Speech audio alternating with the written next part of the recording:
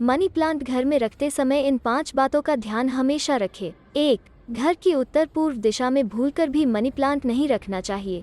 इस दिशा में money plant लगाने से इंसान कर्जों तले दबने लगता है। मनी प्लांट हमेशा घर की दक्षिण पूर्वी दिशा में ही रखें। 2.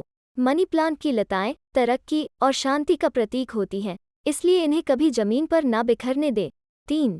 घर में सूख रहा मनी प्लांट दुर्भाग्य का प्रतीक होता है, इसलिए मनी प्लांट को नियमित रूप से पानी दें। यदि इसके पत्ते सूखने लगे तो उन हिस्सों को तुरंत काट दें। 4. वास्तु के अनुसार